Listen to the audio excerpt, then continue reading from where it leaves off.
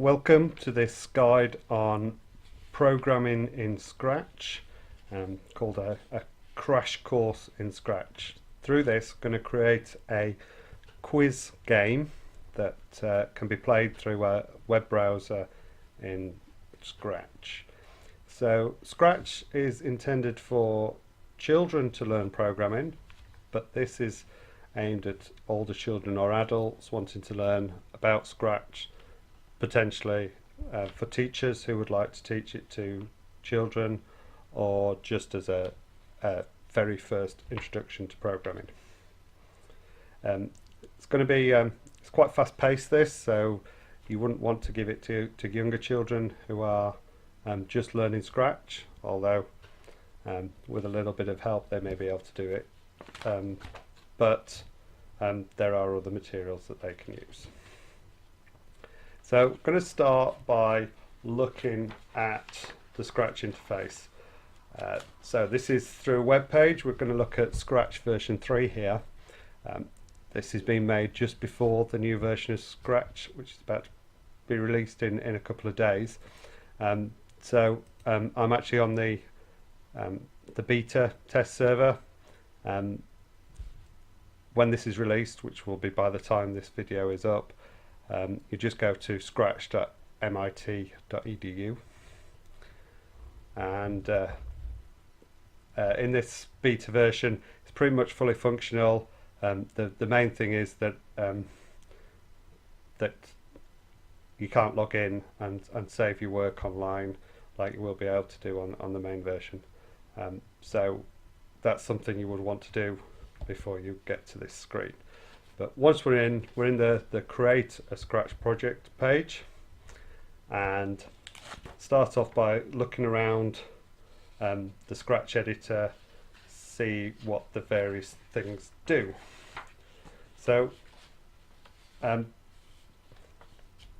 before we get onto that, just explain that there is a PDF guide that accompanies this.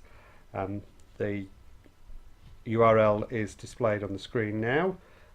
Just like to suggest that you go through that first to download that as well, so that you can look at this alongside the video, particularly if you're wanting to recreate this.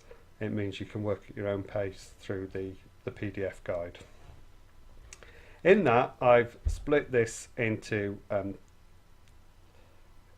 several stages. We're going to look at what Scratch is, how the interface works, and then start looking at some programming techniques. And at the end of it, we'll have a simple quiz game. So here's the editor, and so I've sort of split this into 4 main areas. The first is the Scratch stage area, which is this area with the cat inside it. This is where the finished game will be played out. At the moment it's quite a small window, but this is capable of being enlarged, and therefore your game would take up the whole space of the screen pretty much. You can sort of shrink that back down. This section B down here in the bottom right hand corner is where the sprites, sprite list area. So we can see we've got one sprite here, which is the cat. So a sprite is anything that you want to put on the screen, on the stage. This could be a character, could be something like a spaceship, or it could be a prop. It could be a ball, or it could be pretty much anything that you want to create is created as a sprite. As a special side, the stage, which is the backdrop. They use theatre terminology in some parts of this, so they call the background image a backdrop, and the stage. So if you want to change that, then that's here. It's kind of like a sub part of the sprites, because it can behave very much similar to most of the other sprites, but it's got a few different features, and for that it's given its own subsection, if you like, there. So the next part, which I've labelled C here, is the Sprite edit area. So this is the largest part of the screen. At the moment we're in the code edit mode, and therefore this is where you create the code. And this area can change depending upon what you're doing. And then this last section I've labelled D is the code blocks area, where you get the bits of code that you want to run. And the code is color coded. You can just drag down until you find what you're looking for, but if you know that what you want is a control, such as a if statement or a loop or something like that, then that's under this orange color. If you want an operator, they're green, so you can jump straight to them, or you can just scroll through them.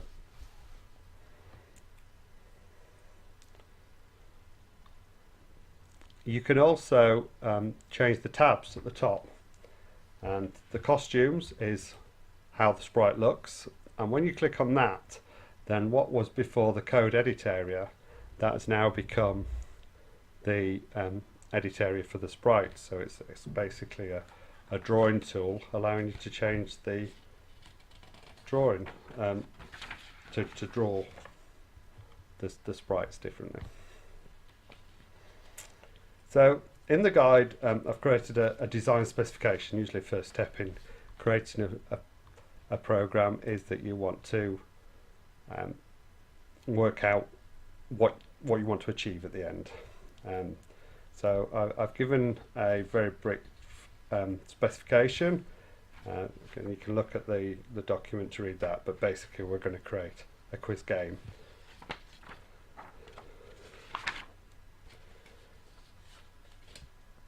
Before we get to creating the code, I find it's usually a good idea to at least create some of your sprites so that you can start and interact with them before you actually do the code. You don't necessarily have to create all the sprites, but in this case we're only going to be using a small number of sprites, so I'm going to create them all straight away. First thing, we won't be needing this cat sprite, so just right click and delete that, and that's gone. We're going to have a quizmaster walk onto the stage and ask the questions, so we need to create a sprite for that. Choose the sprite option, and if you click on the what looks like a search button, says choose a sprite, this will show you some of the built-in sprites that we can use. And if you hover over them, you'll see some of them have got multiple costumes. For instance, this one's got different poses. The balloon's got different colours, and it'll cycle through them as you hover over them. I particularly want somebody who can walk on the stage and then stand and talk. And if you look, this Avery character, which is on the top, does just that. So there's Avery walking and then Avery talking. We're just going to use those. So I'm going to start by choosing Avery walking, because the first thing I'm going to want her to do is to walk on the screen. And as you see, when I've added her, she's appeared on the stage, but also in this sprite list. And this is the important area, because this is where we can change anything to do with the sprite. I'm just going to start off by renaming the sprite so that we know what we're referring to here, and we're going to call it Quizmaster Walk-In. And then I'm going to add the talking one as a separate sprite. Now I could have added this as a costume, but because of the way I'm wanting to program this, I know that this is going to be better as a separate sprite. You'll see this later on. So I'm just going to call this Quizmaster Talking. It's showing them both on the screen for now. Don't really need to see this first one at the moment. I'll just hide it temporarily, we'll actually use the code to hide and show the appropriate sprites at the right time. And the last sprite we're going to need is a start button, which you're going to click on to start the game. So I'm going to go into sprites again. So when you come into this choose a sprite, we just looked at them, and if you scroll through them, you'll see there's a whole load of sprites. You can click them by character, category rather. So if you're looking for an animal or music related, for instance, you can click those. Or there's a search bar. In this case, I want a button for a start button. I'm going to use this button number 2. Yeah. Now this button 2 is blank, whereas we want it to be a start button. So I'm going to go into the costume edit for this. If I just call it start button first, just as we did before. Rename it costume, and then I'm going to write start on the button. I'm just going to use this blue costume, blue button. Use the text, click on there, and click start. Type start. Just going to select that using the cursor. The purple wasn't very clear, so I'm just going to change that to a white instead. Just going to use these click points to drag it to make it fill most of the button, and just drag it around and move it so it looks how I want it to.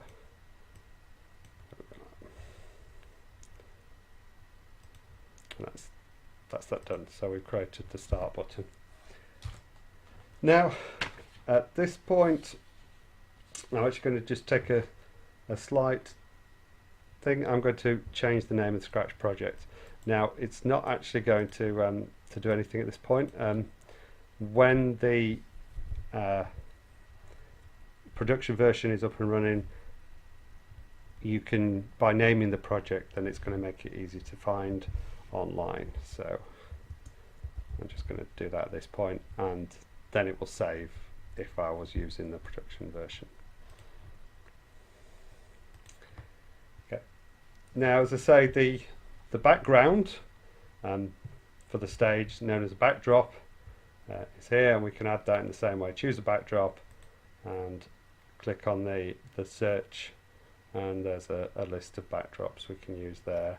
Again, in categories, if you wanted to choose a particular category, go indoors, underwater, sports, for instance. I'm just going to scroll down and find one called Theatre 2, which looks a bit like a school stage, as though the character is going to walk onto the stage and ask these questions. So that's the main sprites. You'll see that the white backdrop is still there. You could delete that if you wanted, but might as well just leave it. If you want to delete it, you can just press that X button. I'll leave it there. It doesn't really matter because we won't be changing between them. So now we can start to look at the code. So we've got all the sprites we need, we've got the background, let's put some code together. So what we're going to do is, when you in Scratch, you can put code that's associated either with the backdrop, which is kind of like the code for the overall program, or attach the code to the various different sprites. We're going to do both, but we're going to start by putting code on the backdrop. So this, in a sense, is like the main program code that's going to run for the overall program. We're going to create it in terms of a sort of state machine, in that we're just going to create various states for the game to be in, and we're going to cycle through those and make the sprites run their bit of code at the appropriate time. To get the code to run as soon as the program starts. It's an event, and it's when flag clicked. You also see there's a green flag up here, which is the go button. When you click the go button, that starts the code running, and it runs any of code which has got the when green flag clicked. And we're going to introduce our first bit of code, which is a loop, in this case a forever loop. So what the forever loop does is it will run whatever you put inside it forever, as its name implies. It's a loop that will never stop, so it will constantly cycle round.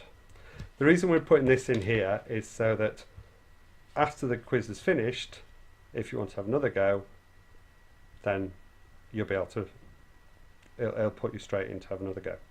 If we didn't use this forever loop, it would run through the program once and then stop. So that's why we're adding this here. The next thing, we want the game to remember what score that the player achieves when they're answering these questions. We store things on a computer in what's known as a variable. Imagine a variable as being kind of like a box that you can put something in. In this case, instead of putting a physical object in, we're going to put in a number which represents the score that the player has achieved. You go to variables, see there's a default variable. Well, we want to make a new variable, and we're going to call it score. We're creating this on the backdrop, so the only option here is for the variable to be available to all sprites, but when we create them on the sprite, you can make them more local variables that only apply to that particular sprite. When you create the variable, by default it's ticked, and the tick here means that it's displayed on the stage. If we didn't want it displayed on the stage, turn it off. I'm going to leave that ticked for now, because it will help when we're making the code to see what's happening. If you want to display that, you can do at the end of the game, or you can turn it off at the end of the game. It doesn't affect the game really at this stage, so you can just leave that on. And first thing we want to do is set their score to 0. As you can see, when we've created it, it is actually 0, but when we've run through the game once, it will, hopefully if they've got any questions right, it will have increased, so we want to reset that to 0. So there's this set, and it says my variable at the moment to 0. You see there's a small little pull down which allows you to select a different variable. So in this case we're going to set the score variable, which is the one we've created, to 0.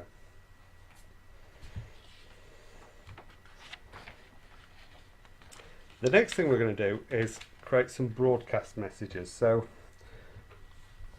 these are available under the events, and a broadcast message is a way for one chunk of code, being this chunk, to talk to another chunk of code.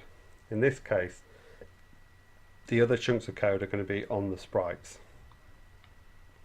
So we're going to send a broadcast message, and this is going to, actually the wrong one, there's actually the broadcast, there's a broadcast and wait. We actually want the broadcast and wait. I'll explain that in a minute. So the broadcast message is going to send the message to the sprites. We're actually going to give this one a message name, something that's useful, and we're going to tell it to show the start button. So at the moment this won't actually do anything, as we've not created any code that listens for this broadcast message, but there is. That's something we'll add shortly. So as I mentioned previously, there's broadcast and the broadcast and wait.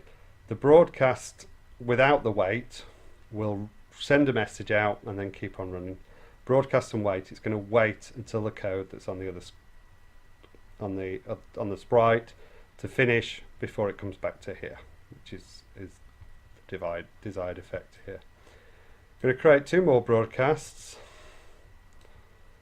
The second one is going to say walk on stage to tell the walking sprite to walk on the stage, and the last one is going to say start game, because it means that we're ready now to start the game. And then because we're in this forever loop, the start game aspect will run. Then when it reaches the end of that, it'll go back up to the start of the forever loop and run through all this again.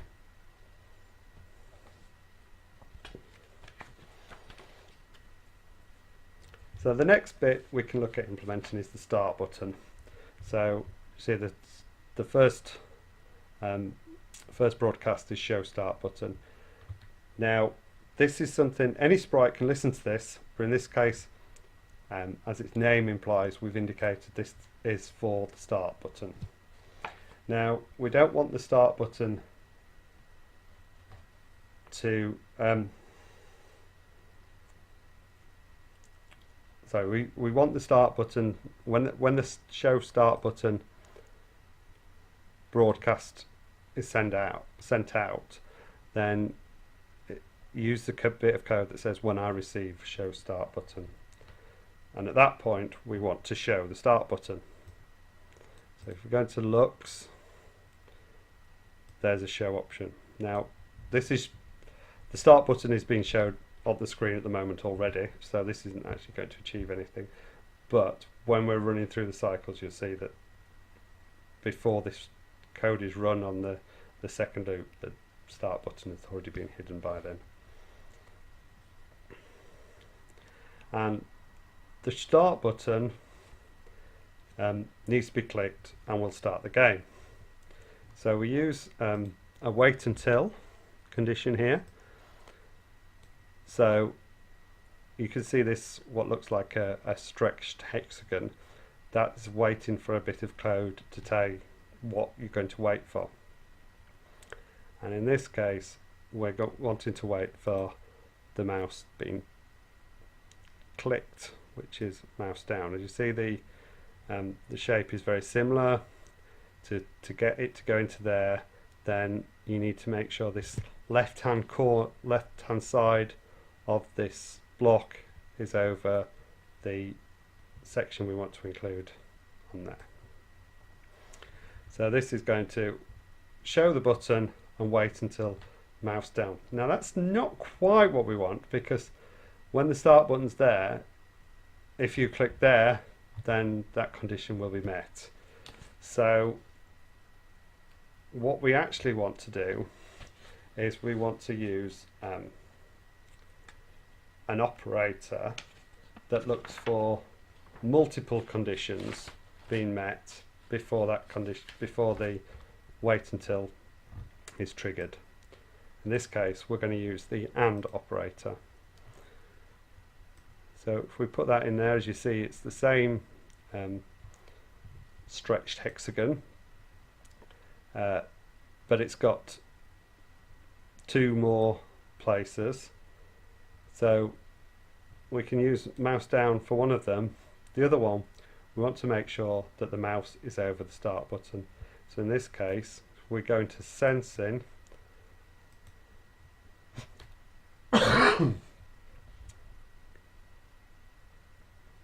and find touching mouse pointer. We can drag that in. So this will wait until the cursor is touching the mouse point is touching this sprite. So that means the mouse pointer must be in this area and the mouse is clicked down.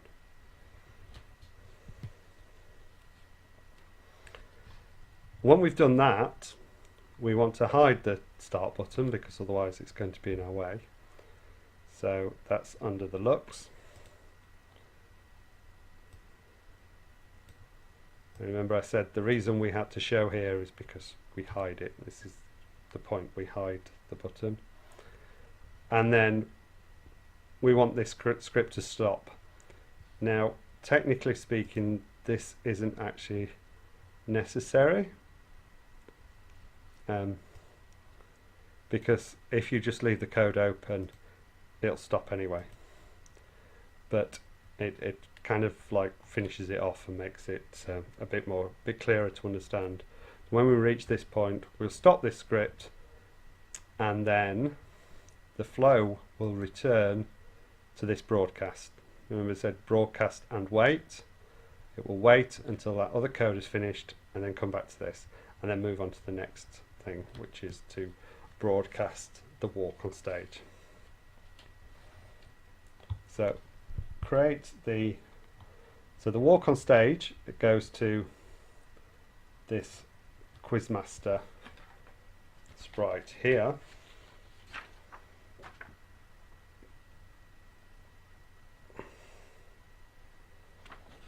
And when we first start the game, we don't want the Quizmaster showing. We want them to start off stage. When the start button's clicked, they'll appear.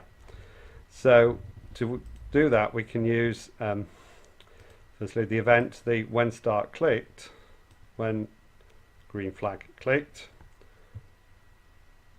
is when the game starts, and we'll hide the character. But then when we get the walk on stage,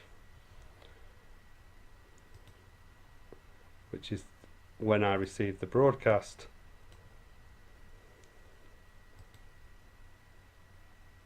walk on stage, we want them to show again.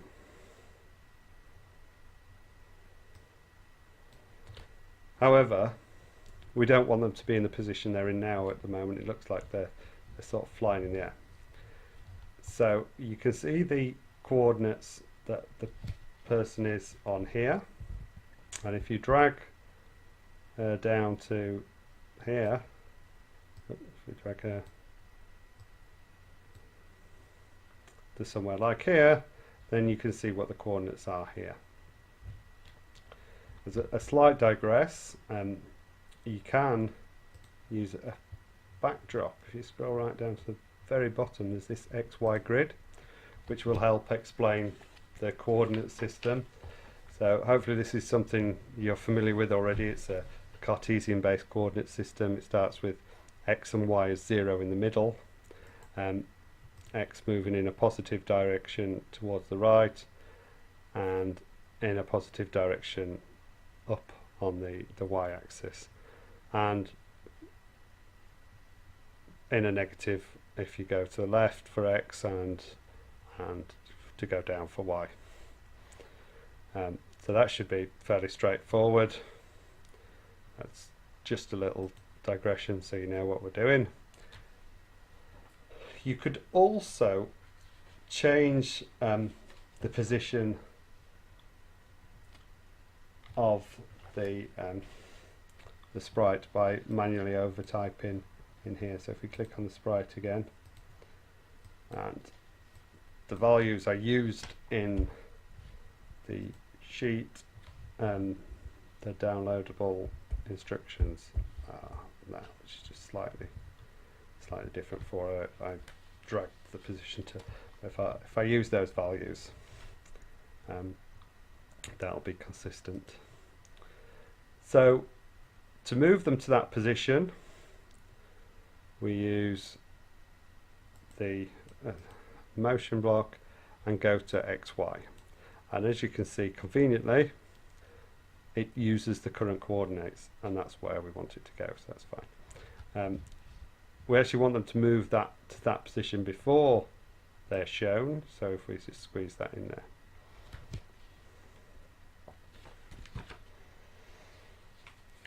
Now we want the person now to move to the centre of the stage. We could use this, and the centre of the stage is going to be X 0. We'll leave 16 because that's the height of their position on here. And one of the things we can do when we're creating code in Scratch is just click on the code and it'll run. So if we imagine we've tagged that onto there and we click that, then they've moved to the position, but they just sort of disappeared and reappeared in the centre of the stage. Great if you're doing a magic trick, but not so great for having somebody walking on the stage. So there's another one that we can use, which is the glide. Glide does the same. It's going to move, and in this case the same position, the centre of the stage, but it's going to take this long to do it. So if we say glide takes 3 seconds, we just click that. If we reset them back to the start, and then we click this and see what they do. Now, a slight improvement in that you're seeing them moving across the stage, but the legs aren't moving, so it doesn't kind of feel particularly natural. So the next thing we can do is to break it up and have the costume change. So to explain this, we'll have a look at the costume of the sprite, and if you look at, there's 4 different costumes, and if we keep cycling through these, it looks like the Quizmaster is walking on the spot. So if we combine that with the glide, we can make it appear as though they're actually walking onto the stage. So if we do this, so we want to move them over a quarter of a second, because we're going to do this into quarter of a second chunks,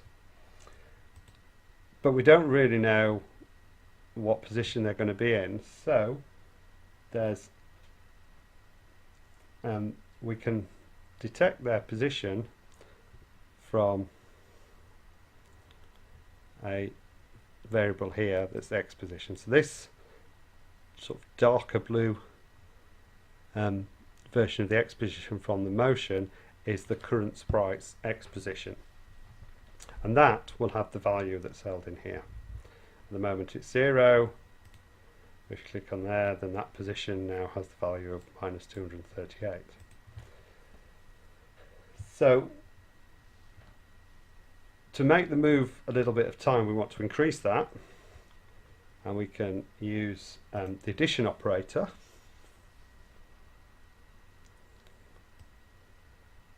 which we can put in there. So we want them to glide to the X position plus however many steps, not quite steps, but how the partitions of the screen. So we want them to move to their current X position plus 10. So we're -238, that'll go to -228. Y position is staying the same, and it's going to take 0.25 seconds to do that. So as you can see, move just a little bit. Then in the looks, you can choose next costume. So just like when I was manually clicking on the next costume in the costumes tab, this is going to do it for us in the code. So they move, and then they show the next costume. And we can duplicate this. We do this a few times.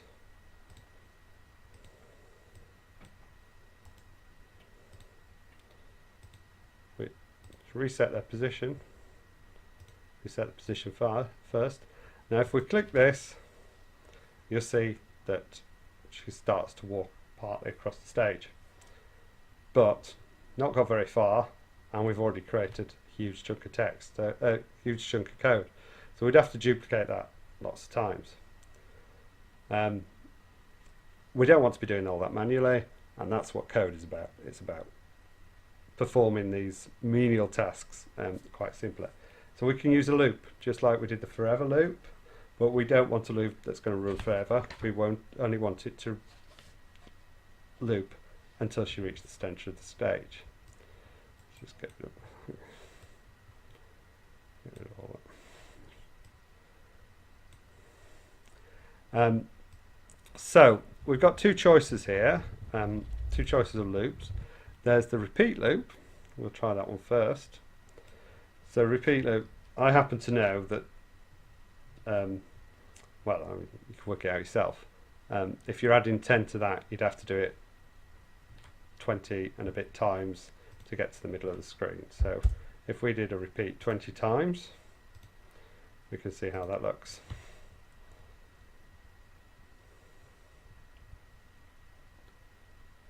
And that works roughly about the middle of the screen now, minus 38, so actually we could have used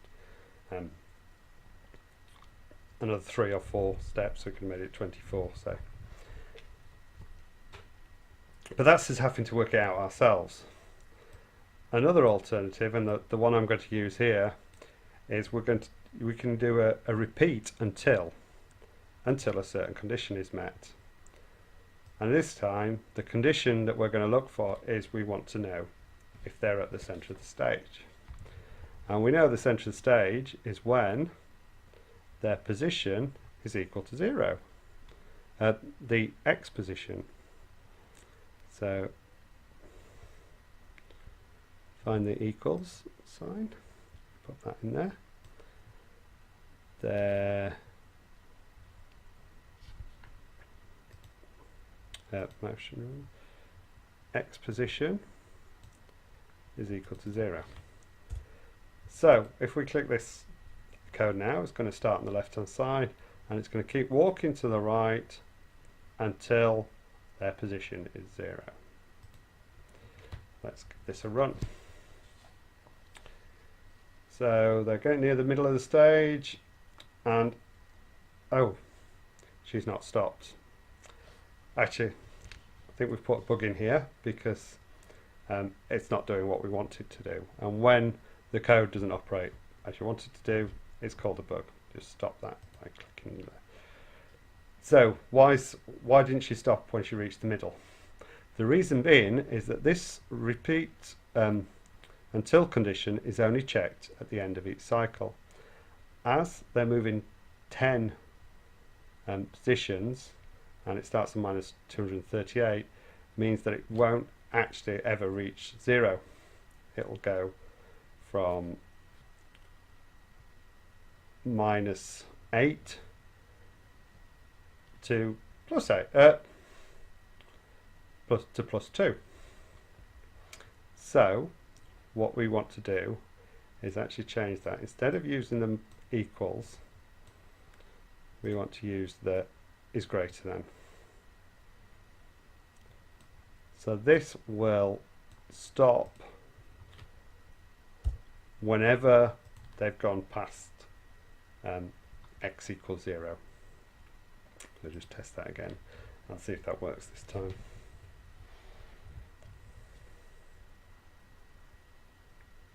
And as you can see, stopped where x equals 2.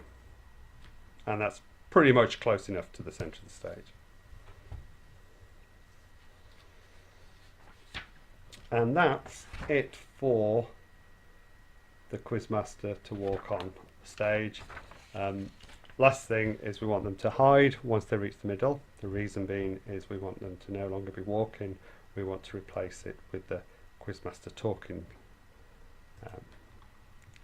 sprite. So when they reach the end, hide, and then finally we'll just stop this script. Again, I don't really need this, but it does sort of finish that script off. So as before, once this reaches the end and stop this script, returns to the code that's on here. So we've done this walk on stage and wait. The code that corresponds with that's run, come to the end, and now we're going to broadcast start game. So now it's looking for the code that will run then, which we're going to put on Quizmaster talking. So once again, we don't want this sprite to be shown when we start the game. So we will put when green flag clicked, we want to start in the hidden state. So we'll put that. And we want to respond this time to the start game condition. So when that's met, the broadcast will say start the game, and here we go. We want now the Quizmaster to be in the center of the stage. We're going to use the go to go to XY. Now we know when they're in the center stage, it's actually y is minus 16, x is plus 2. But rather than having to rely on us manually typing this, we can find out what position we walk to by using the sensing blocks. So when we can find the x position, is x position of stage, we can find the x position of the Quizmaster walking sprite. So when we looked before, we used the one out the motion tab, which replaced to the current character, current sprite. In this case, we can choose whichever sprite we want. So we can go to the X position of the Quizmaster walking, and then we can go to the set the Y to the Y position of Quizmaster walking, and we will know that we were in exactly the same position as the Quizmaster, and then we can show. So what that's going to do is put our talking to replace to the same place as Quizmaster walking was, which is now hidden, and this one's shown. So we've got the right sprite being shown. Now when they're in this position, we're going to have them ask some questions, and to store the questions in the game, rather than having to type them on the individual on the individual sprite each time, what we're going to do is create a variable, but in this case, rather than being a single variable, we're going to create a list of variables. So under variables, there's an option to make a list. The new list name, we're going to call it questions, and we can make it for all sprites or just for this sprite. If we leave it for all sprites, it's going to be easier to find, and it doesn't really matter here, but I'm going to go with that one. And as you can see, two things have happened. One, it's put the questions block up here, and it's also put a list of extra blocks of code that we can use to manipulate the list. Now we can turn the list off from the screen using that tick box, which is what we want to do eventually, but at this moment it's actually easier if temporarily we leave it on here, and then we can use this to add our questions, which are what we're going to store in the list. So I'm going to put some very simple computer related questions in here. What is the common name for a computer screen? The answer is going to be monitor. The second question is going to be, what is the name of a computer input device that you can type with? It's obviously going to be a keyboard. And then we click on the plus sign again, and we've got the third question, which is, what computer input device is named after a rodent? And the answer is going to be a mouse. So we can just drag that across a little bit. You can see that we've created 3 entries, effectively 3 variables within this list. The one at number 1 is what is the common name for a computer screen. I've got one at comma 2 and one at position 3. Now we also need the answers for it to be able to see if you've got the correct answers when you're playing. So we create another list which we're going to call answers.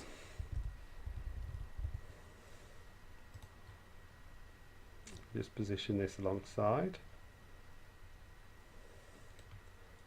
So we're going to hide this in a minute. Obviously we don't want these on the screen all the time, but it makes it easier to add entries. And we want the position of the answers to correspond to the questions. So the first answer is monitor.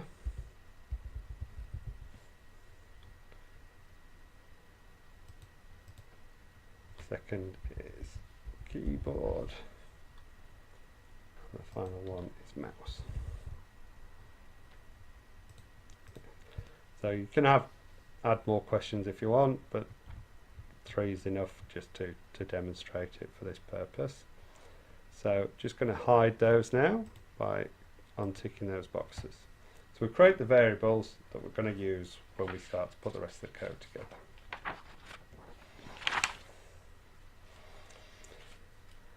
So for the Quizmaster to speak, use the looks block and say, and usually use the one that says for so many seconds, so it displays something for so long and then hides the message. So say, welcome to the computer quiz game. Just show you how this is going to look now. Right. And obviously we've still got the other sprite. Let's run the whole script so far.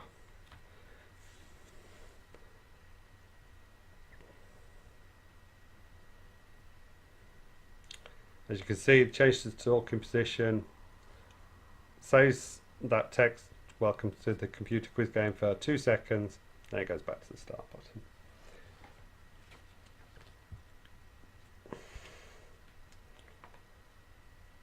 So the next thing is we need to keep track of which question we're going to say. So we do need one more variable. Make a variable. In this time, we'll call it the question number. I'm going to tick the box for this sprite only. What that means is that only this sprite can see this variable. This is useful if, for instance, you have multiple sprites and give them the same variable name. It means that they can only access their own and they can't accidentally change another one, which can cause some undesired effects if you have a single global variable. Doesn't make much difference this time, but it's good to get into this practice. If you don't need other sprites to be able to change this value, then just tick for this sprite only. Displays on the screen, and so that you know it's for this sprite only, it's got the sprite name just before it. We could just turn that off.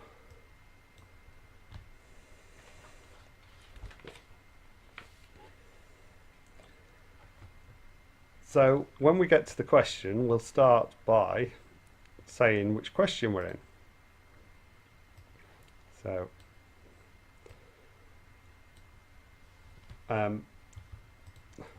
what we're going to do is we're going to say question number followed by the number, and to do that we need to use the join operator, which is going to join 2 bits of text together. In this case, let's see, the example it gives you apple and banana would make a string called apple banana. But what we're going to do is we're going to join question, as though they're saying the question number, and we're going to use the variable the question number. So if we click on that, it says question 0, which this point highlights thing that actually when we looked at the lists, they started numbered from 1, 2 and 3, which is actually quite unusual for a computer programming language. Most start at 0, just as in this counting starts at 0. But Scratch, to make it easier, I guess, starts at position 1. So that means we've got to set our variable to position 1 when we start. So I'll just stick there. So set question number to 1. And now let's say question 1. Now we want the player to be able to give some feedback to this, to respond to the question. So the one that allows a response is under sensing, and it's ask and wait. So it's going to ask the question that you type in here and wait until the player provides a response. Oops. So again, we're going to use so what we're going to use is we're going to use the value from that list. So we have to go into the variables, and we're specifically looking at this slightly dark colour, which relates to the list, and we're going to use item, in this case 1 of answers of questions, and we need to replace this with the variable question number. So what's this going to say? This is going to ask for whatever the value is of question number, which in this case would be set to 1, of the questions, and then wait for a response. So if we just let this run so that it set the question number to 1. Now if we run this,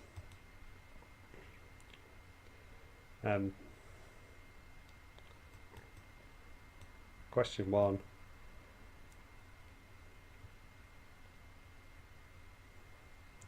actually that didn't work, so let's have a look again.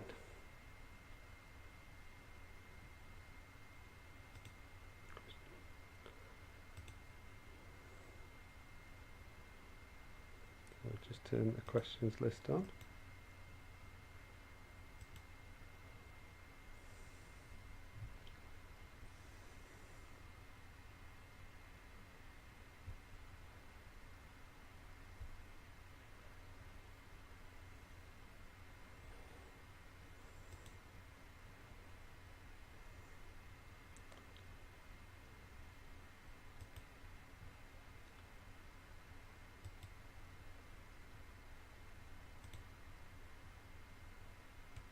Right, okay. Not sure why it didn't work there. I've just stopped it and started again. So it asks the question, what is the common name for a computer screen? And then it waits for you to type your response here. You type your response here. In this case, we type monitor, click OK. What it does is it puts the text that was typed in by the player into this special variable called answer, which is part of the sensing. So unlike the normal variables, which are orange, this one's the light blue, which is a sensing value. What we can do is we can use that in an if statement to carry out a certain action. So if we look in the control, there's an if, then, and else is the actual one we want to use, because what that's going to do, it's going to run a bit of code if the condition's met, and if it's not met, then it's going to run a different bit of code. And we need to do a comparison here on the answer, so we use an equals operator. And what it's saying, if the answer is equal to the item question number of answers, then the condition's met. Now Another way this is slightly different from other programming languages, that this comparison is not case sensitive. That means if you use capitals and lowercase in a mix, then it doesn't make any difference, it will still work.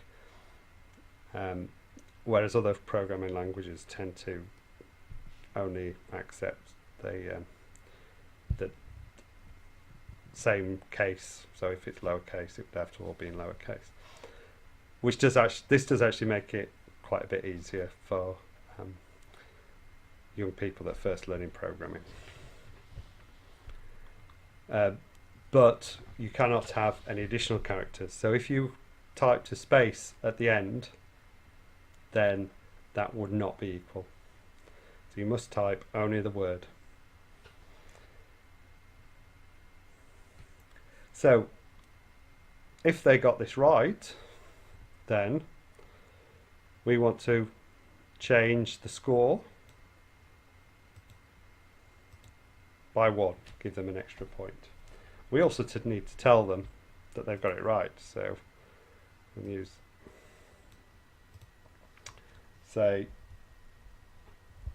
that is correct.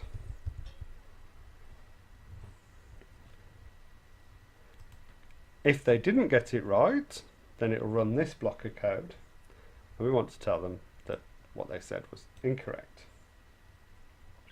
We're going to start by saying that is incorrect. The correct answer is, and then we can use the answer that they should have provided.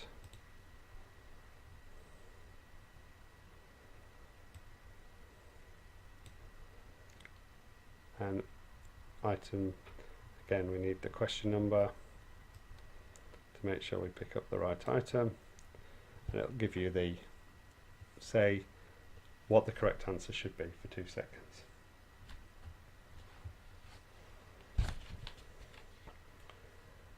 So this block we can run 3 times, 1 for each question. So again, rather than duplicating this 3 times, we'll just use a repeat loop. In this case, repeat 3 times and this code. So it'll ask each question one at a time. But we need to tell it to increase the question number. So last thing, change, make sure it's after the if, but within the repeat loop, change the question number by 1. So each time it runs the loop, it'll increase the question, so it'll ask question 1, then question 2, then question 3.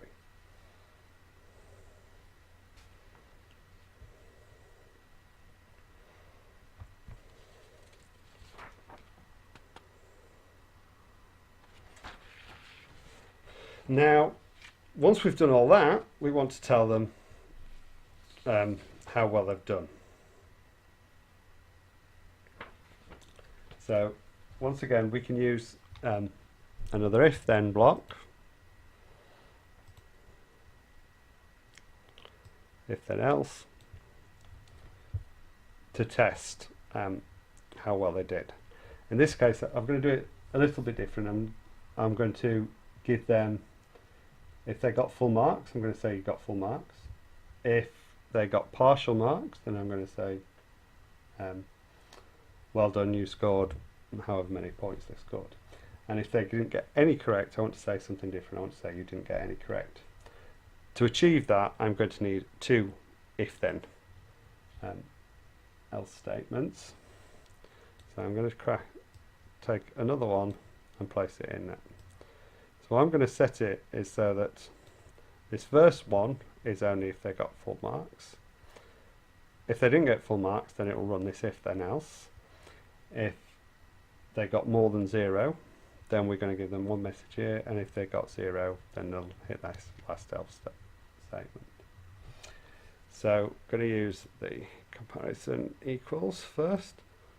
So if their score is equal to 0, sorry, equals 3, we do this full, then say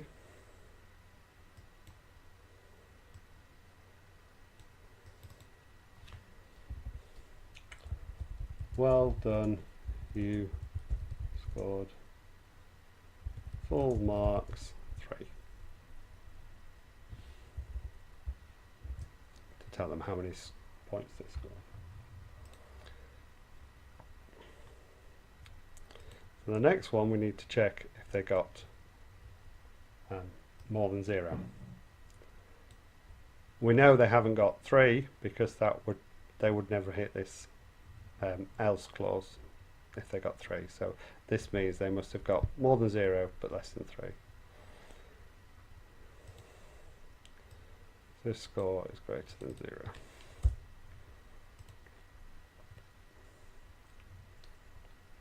And in this case we want to show them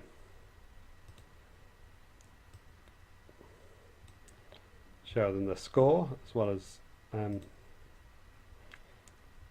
some text, so we use the join.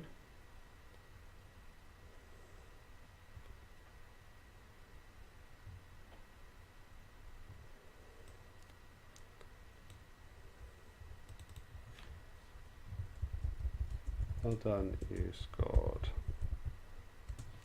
And then let's score. And the final one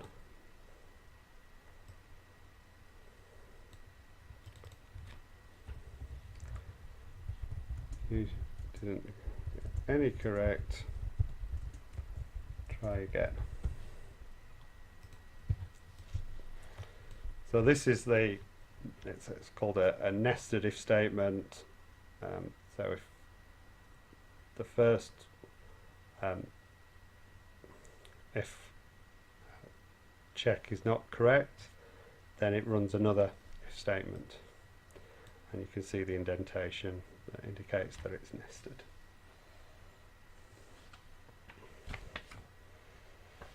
And then finally we want to hide the Quizmaster at the end of the game and just leave the start button ready to start the next game. So then now just put a stop this script at the end.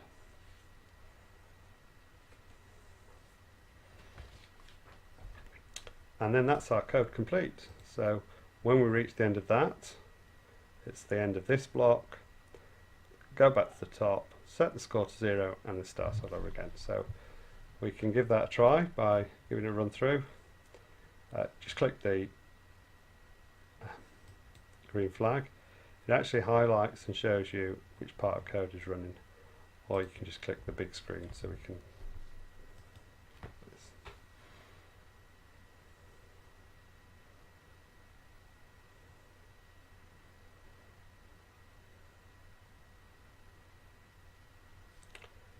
So if I get the first one right, you can see the scores increased. I'm going to intentionally get the second one wrong.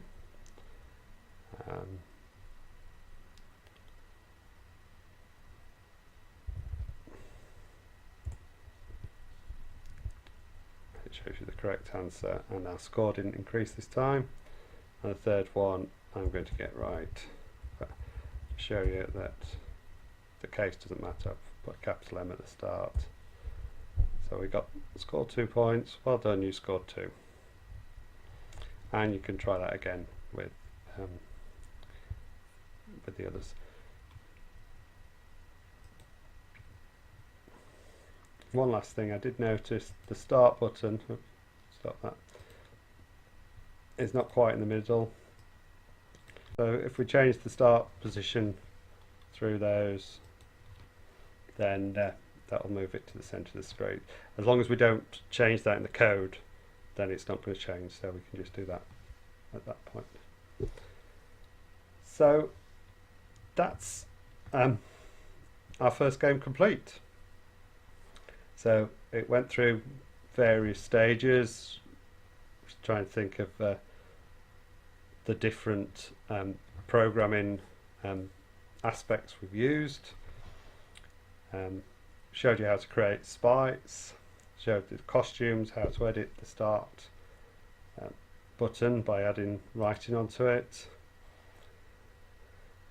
Shows created variables. We've created a forever loop that's going to run forever and then until you've pressed the stop button. Used broadcast messages to send messages to tell other sprites, other scripts on the sprites to run. We've used the goto to move characters around. We've also used the glide. Created another repeat loop to prevent us having to duplicate lots and lots of code. In this case, we sense the position of the player, of the quizmaster, to determine whether we stop. And then we've created this quite a longer bit of code which has got multiple loops, saying things, asking questions, and we've also used lists to list our questions and answers. So that's quite an awful lot to cover in one project. So if you download the PDF that accompanies this, you've got all the code in there. You can go through it over and over again, step through it by step, see what each bit of code is doing and understand it better. So I hope you found that useful. Thinking about creating some further videos, particularly thinking about some of the new features that have been added to Scratch. If you think that's useful, then please like this video and leave any comments and share this video so that I know it's worth me carrying on doing this. And if you subscribe to my YouTube channel, you'll be able to get notifications of when I create new videos.